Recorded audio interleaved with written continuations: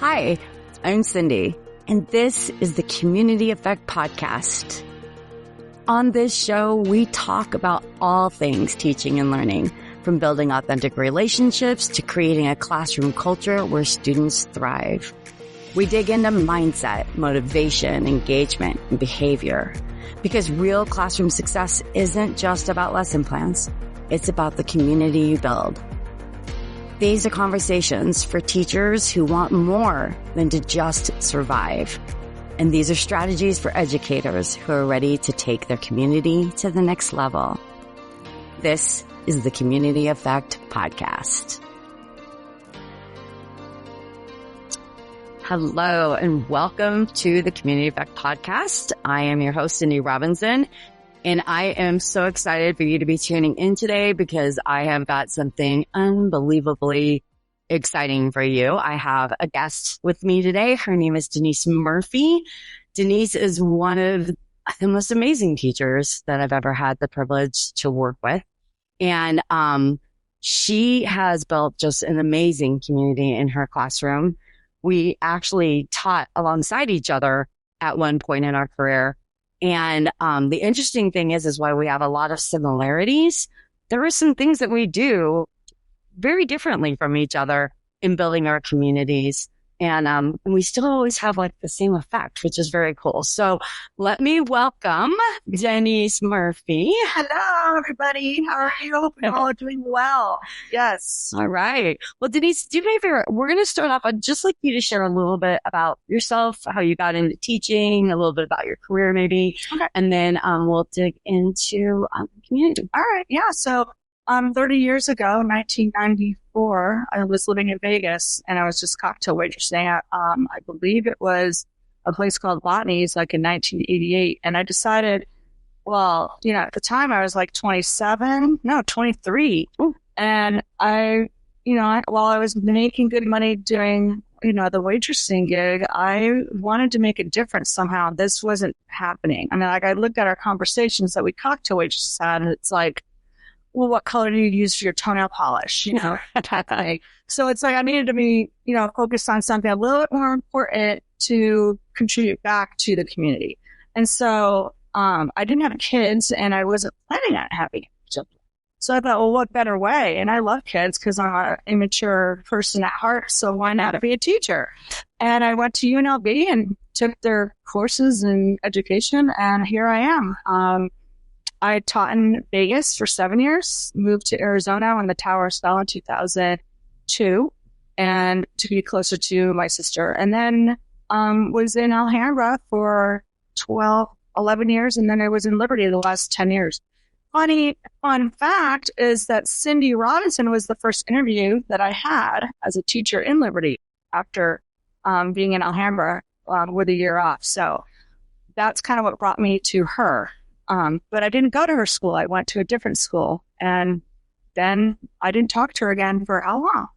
Oh my gosh. Let's see. I probably interviewed you in 2013. Okay. 2013. So I stayed a principal until 2017. Yep. And then we didn't hook up again until 2021. Yes. 21. When I came back, I left teaching, came back and started teaching at Liberty again. And that's when COVID. 21, 22. Yeah. Yeah. Because you were on a second grade team, I believe. In 2020. Yeah. And I was on the fourth grade team, but in as much as she was part of the Liberty community, I didn't see her. Like we didn't cross paths because I was virtual the entire year. That's right. Uh-huh. Yeah. Okay. And then, the new Liberty happened, right? Here we got a new building. And then you came in and you were going to work with the 3-4 combo, which I thought was amazing because I totally didn't want to do that. But so Cindy was like, oh, I could do that. She's like, I could teach. I don't care. I could teach too. I'm like, good on you. And I know like Jackie Crane, another colleague, she was the third grade teacher. So we had a 3, a 3, 4, and I was the 4. And it was great. It was a great team. Like it was probably the most fun as a team I'd had in years. But yeah, so that's kind of how I met, your host, Cindy Robinson. And then we found out we had a lot of other things, and I won't go into that. But we have a lot. We're like the same age. Yeah. Yeah. So we're from the days of Tribes and the days of Fred Jones. Harry Wong. Oh, yes, Harry Wong. And then, of course, Kagan, cooperative learning. I did a lot of that in Alhambra and actually in Las Vegas before I moved. So that's kind of what really stuck us together, was our belief in all children can learn, no matter, no exceptions, right? Yeah. Now, we did the Kids at Hope thing. Yep. So, yeah. And then she left to go work with the State Department. And then I moved to a different school to be with another principal. And, yeah, now here we are, but we've always kept in touch in between. Yeah. And you recently just finally retired. Yes. Right? Yeah. May 25th, 2024. So, and I didn't, I don't know that I was ready, but I was ready, right? Sometimes it's just time to move on and kind of think about what you want to do. But to me, that the only reason I lasted, honestly, so long in education was because of the community in our classroom. Mm-hmm. I truly, truly believe that is the foundation for everything you're going to do the rest of the year. And I truly believe in being more of a facilitator role rather than being the teacher role. I like to step back and let them run their classroom. It's theirs, right? And I'm just there. Like, I want to be able to go. If I need a sick day, then a sub comes in and they're like, Murphy, I didn't need to be here today. Mm-hmm. Like, your kids can just run the show. I'm like, well, that's what I want. Yeah. Well, how did you get that? How did you get to that point? Well, everyone's told me I'm, what's it called? Unconsciously competent. I don't have a playbook, but Cindy does. And so again, we have so many similarities with how we do that community building within our classroom.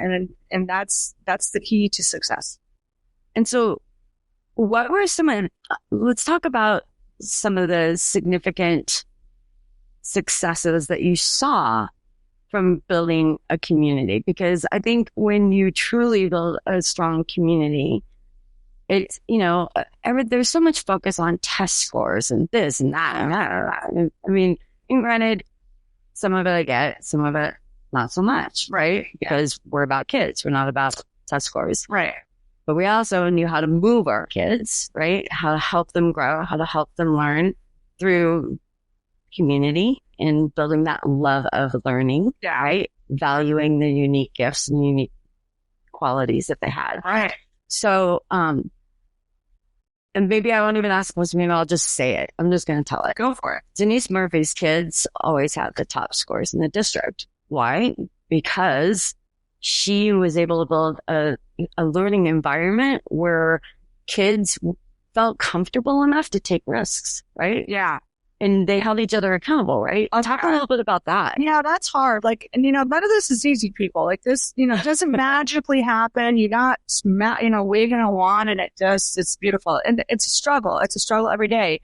And I always said the day it feels easy is the day you're not doing enough. Your level of rigor is low. Your level of, I don't know if it's easy, you're not stepping up to the plate to really get the things done that you have to get done.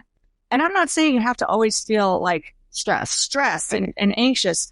I'm saying that it's going to be hard to teach kids how to respect each other. It's not it's easier to get the kids to respect me, but I think that's sometimes harder than it's, what's the saying? Like, it's easier said than done. Because I truly believe in my heart, if you show the kids respect, it's just going to be a mutual thing. They're just going to show it to you. Mm-hmm. And how do you build that respect? Well, they've got to trust you.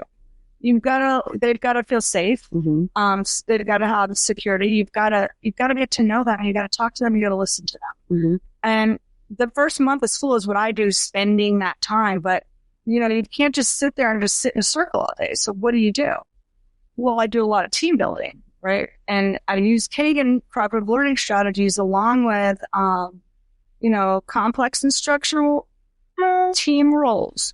That's a whole different podcast though. But, I'm just going to say that, there's a lot of scenario, modeling, like, am I saying that correctly? Yeah. Like, role playing. Uh-huh. And so we we go into situations with how do you want your class to run? That's like the first thing. They got to know, how do they want this room to be? Well, what do you want it to sound like? What do you want it to look like? So we go through those types of activities.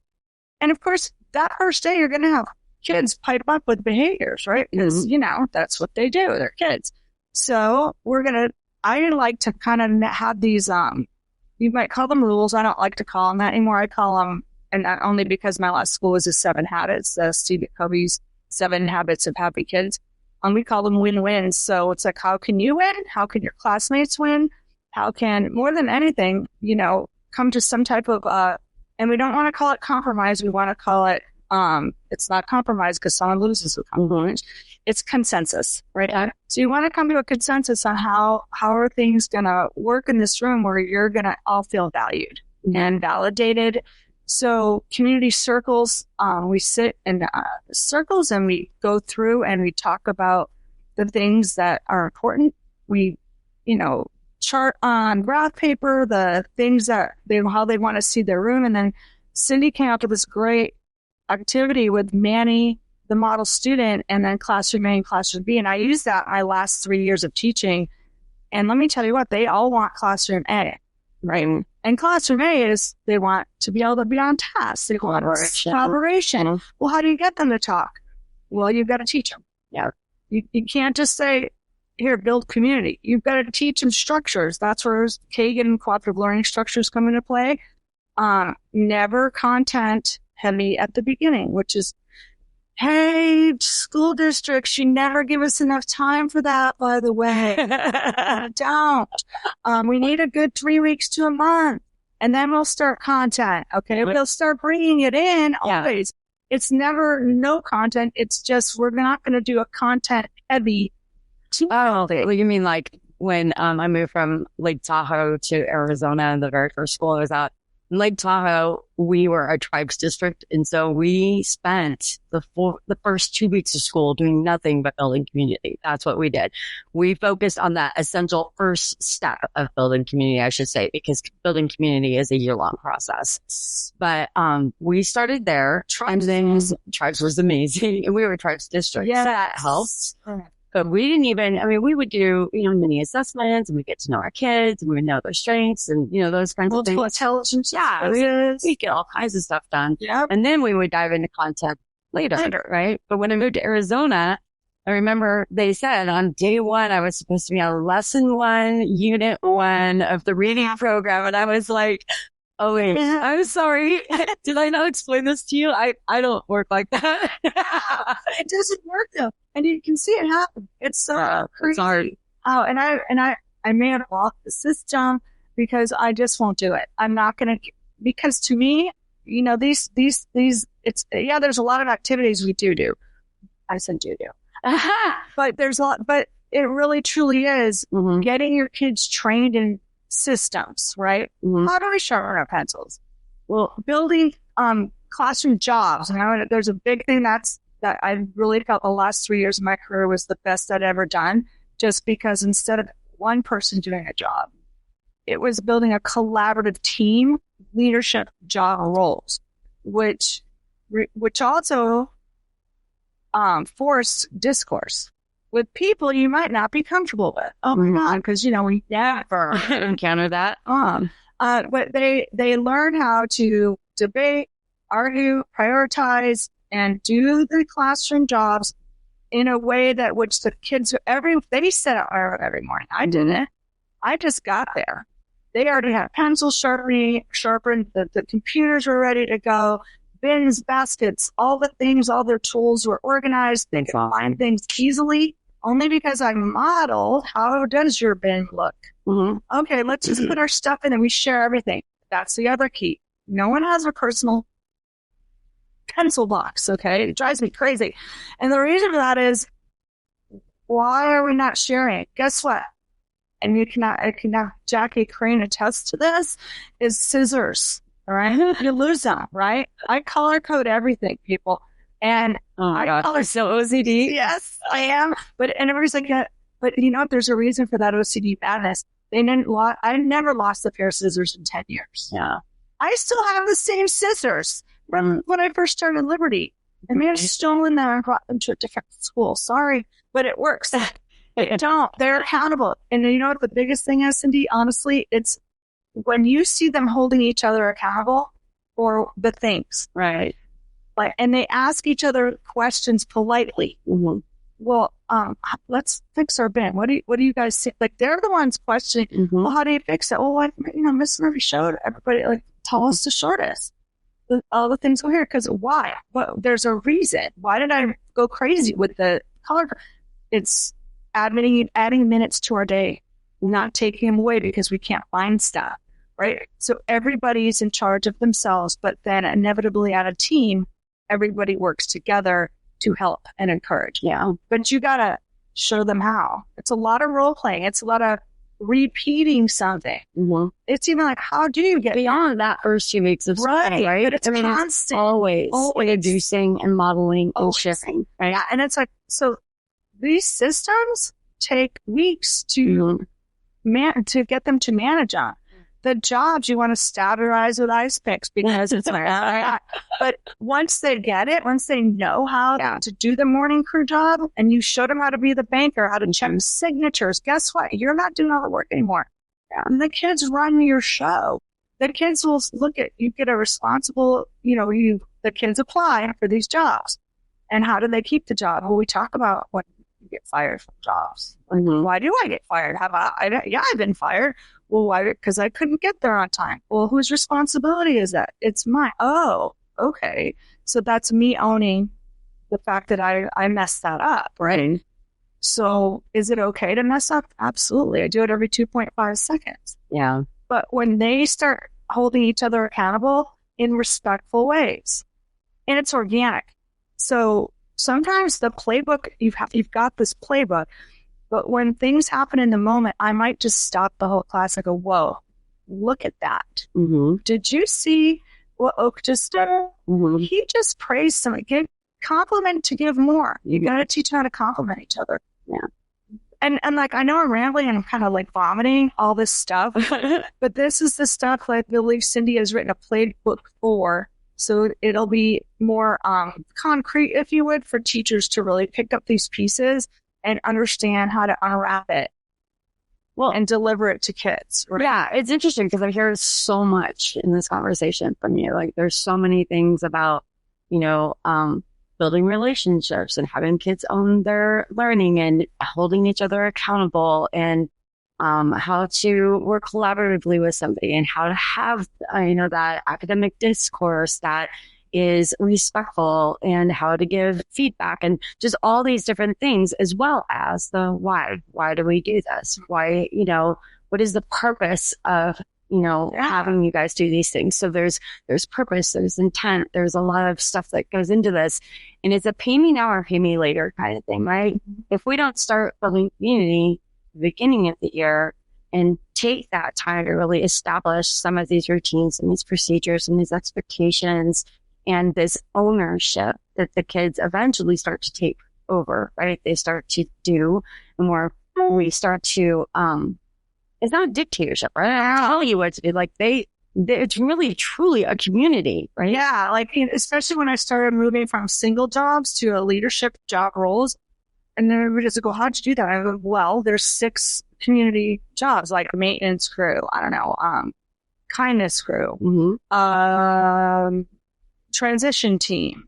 So there's a bunch of things that you have to do during your day, and it just made sense. And I read a blog, and I need to give credit to that blog person. I just can't remember who it is. We can put it in the show notes. Yeah. But she's got this whole thing on leadership team roles, and I'm like, that is bloody brilliant, because instead, now they're accountable together. If someone's absent, I don't need to pick somebody to do that job. They just decide who picks up the slack that day. Mm-hmm. And believe you me, there's always absences. So like that worked out beautifully, where the kids were like, okay, well, Natalia's not here to sharpen pencils. So, and I'm like, is Mrs. Murphy going to do that? Is that my job? They're like, no. Like, okay, so then there's 4 of you on this team. You guys decide. Yeah. But it's like giving them ownership and power in your room to do the things. And guess what? I can guarantee you 1,000% that you're not going to work hard anymore, because they get your room ready for you. Yeah. And then they decide if they don't like that team anymore. So we meet again, and we're going to talk about how are the jobs working? Is there someone not pulling their weight? Okay, that's okay. Hey, we all make mistakes. Maybe this just, well, what would work for you? And have those conversations, because now again, you're validating their feelings, you're listening to them. But this is something you do all year. This isn't a one and done.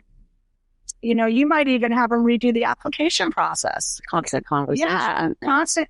And then you can see how it's running. You are watching. If someone's struggling or just kicking it, and everybody else did the work, then like, okay, well, maybe this just isn't a team that works for you. But you're always monitoring and adjusting and fixing that, right?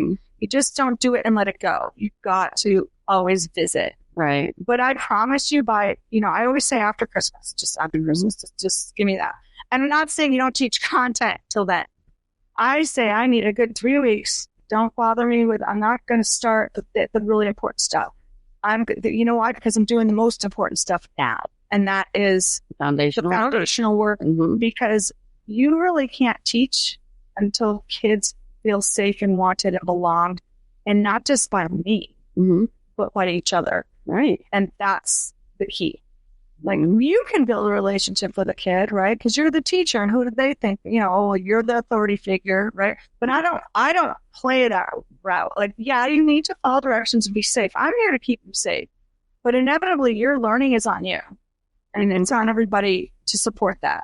So they even get good at, when we're doing reading, say, or computer program, they will find ways to hold each other accountable for answering the questions. Well, what was your score? Well, how can we get a higher score tomorrow? What did you not do today? Well, I didn't review. Oh, okay. But I teach them that. I model it. We talk about it, and I model it again. So those systems and the way you do the things too that you want to see them do, like the questioning part of it, you've got to show them how to do it. And there is a lot of time invested in that. But again, it's like, what did you say? It's a loaded up front type thing. Yeah. Yeah, because it's harder to build later when you haven't, because kids start to identify with who you are, right? And you're inconsistent. And when you start the year off one way and then you try and change it mid-year, they're like, wait a minute. But that's not what you've shown me this whole time. And it takes them longer to be able to, it's not that you can't do it. You can. Yeah. It just takes them longer until they start to believe that, oh, this is now how you're going to be, So it's hard. And you mean what you say. It is hard. And like, where's the playbook? How do I freaking do this? Well, and one of the other key things I think I heard from you through this whole thing, and it just kept resonating, was, we don't assume that students are, that they know how to do something. We model, we practice, we ask for feedback, we have them model, it's constantly, right? Because, and I think for me in my career, because I've been doing this for 30 years as well, and one of the things that I think always baffled me, and I'm going to say it, I'm going to say it on this podcast. Oh my God. I'm going to say this, is lining up, right? Lining up. Why that is always such a struggle for people. It really truly blows my mind. But here's why I think it's a struggle. Because I think that sometimes we assume that students should just know how to line up. Sure. Right? And that actually makes perfect sense, doesn't it? It makes perfect sense. Like, why? I don't get it. How can you not line? Yeah. But one day, I think when this hit for me was when I was looking at my line and I was thinking, oh my goodness, like that's the word to do, right? I was like, wow, like I've got these two that are like standing perfectly quiet, ready to go, right? And then some of them like were really, really stiff, like they had their arms behind their back and like, we don't have to be that formal, right? And then I had a couple in the back and they were like pushing and shoving and somebody else was running and a few were dancing, like what is happening here, right? I realized at that moment that all of these kids that I love that are mine now, right, came from a bunch of different areas. Sure. And their definition of a line is only as good as the person that they were with last, right? So if they were with teacher A and a line wasn't something that, and I'm not saying that lines have to be things that you are passionate about, but if a line wasn't something that you were passionate about and it really wasn't that important that they were in a straight, orderly line, then you might not have had those kinds of lines, right? And then the next person might have been like, yeah, I want straight and orderly, but we don't have to be too formal. And then somebody just might want to be like, I need, tail feathers and bubbles, like, right? I want your hands behind your back and I want bubbles. So you've got 3 different ways the lines look right there, right? And then you move those kids in the next year and they're all over the place and you can't figure out why. Well, because they need to be taught. Yeah. Right? You need to explain what your expectation is. And then the reason why. Oh, yeah. Always why. Give them why. I'll tell you why, because your hands are greasy and mess up the lens. And you're not going to whack someone in the back of the head if they're in your pockets. Yeah. Yeah. There's those, I mean, we can literally do this conversation for probably 4 hours, but we're not going to do that. Yeah.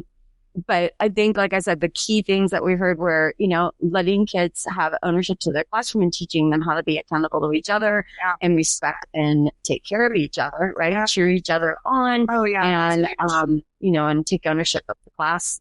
That was a big piece. And then the modeling. Yeah. And I think awareness, like kids need to be aware of how they feel, right? And it said, well, how do you do that, Murphy? And I'm like, okay. I said, it's, and I just go simple, and you guys could probably take it to a whole nother level. So I'm probably preaching to the choir right now, but I always talk about dopamine and cortisol. And we had a conversation. We do this the first day of school too, the first week, the first couple days. And when you're stressed and you're feeling anxious, well, that's cortisol. And your brain produces, and I talk to my 4th graders about that all the time. Your brain is producing these hormones, right? Mm-hmm. And when you're upset and you're sad, that's cortisol, or there might be another one taken over. I might not even have it right. There's another one I can't remember.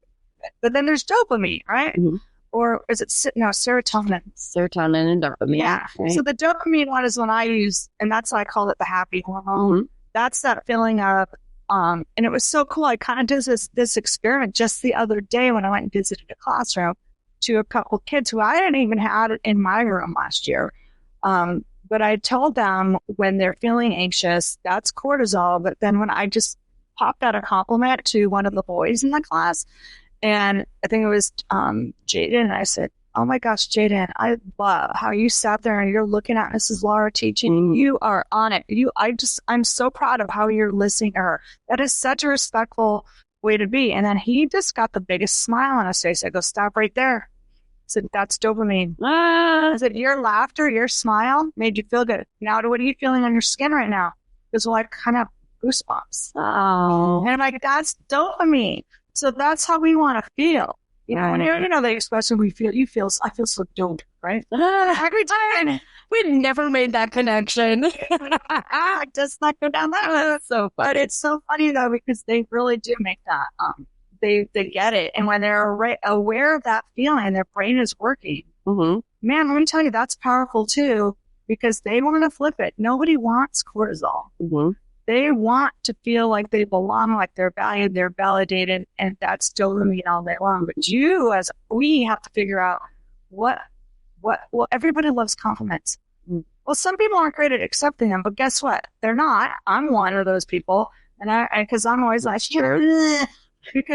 but it sure does make me feel good. Yeah. Right? Yeah. One of the things I learned too, somewhere along the line, was this kind of compliment to give more. I think that was a Jen Jones thing. She has a blog too. Yeah. With one of her activities is compliment to get more. And you know what? You give compliments when you're in a team of kids and kids are giving the compliments. Yeah. My God, the power. Oh my gosh. We're going to talk about all that stuff because there's so much. There's so much. Big to building great communities. And just, again, I don't know if you guys can feel, but the excitement that comes from watching your kids, get along and actually support and help each other advocate for themselves. I've got a great story about advocating. It's just amazing. Yes. Yeah, there's so much. And that's the advocating for self.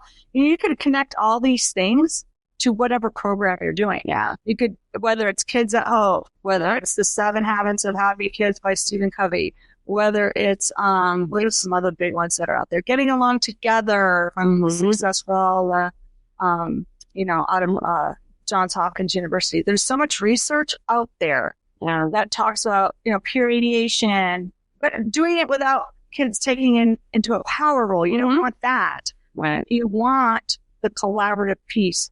And the way they're able to problem solve the things that you as a teacher don't need to problem solve anymore. Well, because they're not fighting. They're not giving put downs, right? Right. That's just something that's cortisol all day long, and they're never going to learn when they don't feel valued. Right. Well, it's been, I've never heard this cortisol dopamine kind of analogy that you've used. I think that's actually brilliant, and what a really unique way of getting kids to get in touch with their feelings. I mean, I've always done the reptilian brain stuff. Sure. Talk to them about fight or flight and that kind of thing, but it's basically the same thing. Yeah. And so, there's so much. Thank you. And we'll definitely niche down on some topics when we move forward. I know that Murphy made reference to my playbook. It's not really a playbook. I just took this big idea of community, right? That I think everyone has a different definition of. And I broke it down into like 4 categories that make sense, that if you are doing these things at a high level consistently over time, your community is probably highly effective, and your life is significant. But you've given it an hour control. I did. I gave it the ACT formula. We'll talk about that. Yeah, but that to me is a tangible for teachers, right? Because a lot of times, like for me, I could never place where those things went, right? Climate, culture, accountability. Authentic relationships, climate, culture, there you go. Teacher mindset, yes. But all of that is so important. And every piece of it is big. And I always say big because I don't know how else to put things in what we do as teachers. Because it's not just about teaching them math and writing and reading. It's about the beauty of having this opportunity to be a teacher is so huge. It's such a huge responsibility. You've got 30 families, 30 kids, right? And you have the opportunity to be the best part of their day, right? And you spend more time with them during that day than their parents do. Yeah. Right? So seize the moment, man, because there are moments that you can seize every single day, and it's not easy. But man, when you just seize one, like give yourself grace too. Because I think we're too hard on ourselves most of the time, because we want that magic wand, right? Yeah, and it's interesting because there are so many passionate, dedicated, like super talented educators out there, and I know that we're seeing a lot of them leave the field, which is so saddening. Yeah. And I think that's part of it's definitely one of the driving forces for this podcast, is because if through our conversations of building community, if that can help support even one small shift in a classroom that starts to alleviate some of that stress or that frustration for a teacher, where they feel like, oh my gosh, I tweaked this and wow, that's working really well. Maybe I'll try something else, and then their life just gets easier and they start to actually love teaching again. Like, they're not burnt out. Right. They're not having to put out fires all the time. They're really able to focus on like all the magic that's happening in the classroom, because there's so many amazing opportunities to celebrate when you have a classroom community. So, 100%. And I think that, through this conversation, we've talked about it all. So you can see what a big concept this is. But I promise you, we will narrow some of this down and we'll talk about specific strategies and get a little bit deeper. But Denise, thank you so much for being my first guest. Oh my gosh, thank you for having me. My friend and my go-to. You should know that this podcast has not been created in isolation. No, because Cindy Robinson knows that you need a community. Yeah. And so I have been touching base with some of the best and the brightest and just collaborating and I'm so grateful for all the beautiful support, and so many people have said that they just can't do this alone. Is something that people need. So I can't do this alone. Yeah, we got to have people there. And like Cindy and I, we come from that same era too, like the 90s, right?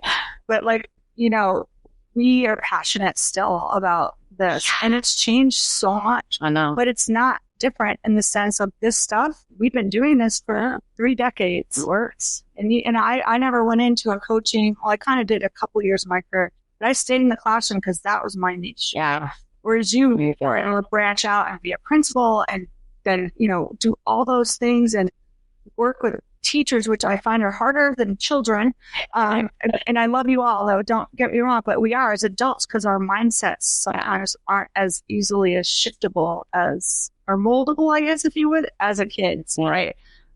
But It's one of the best things, though, to have somebody who's as passionate. And most teachers, why are you there? Right? What is the reason we're doing it? It's because of kids. Yeah. So the passion is, everybody's got that. It's the name of the game. Yeah, you wouldn't be here otherwise, right? Yeah.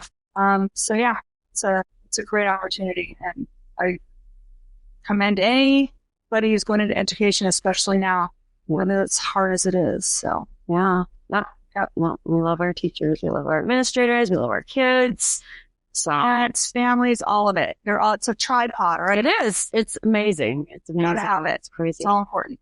Well, listen, friends, if you have enjoyed this episode, I hope you'll share it with a colleague, another teacher who you think might appreciate the conversation and get something out of it. This is such a great thing that you're doing too. It really is. I'm excited to see what happens with this in the future. I think this is going to good big places. And teachers, we need it, you know? We need a place. Kids deserve to be the leaders of their room, right? Yeah. It's not mine.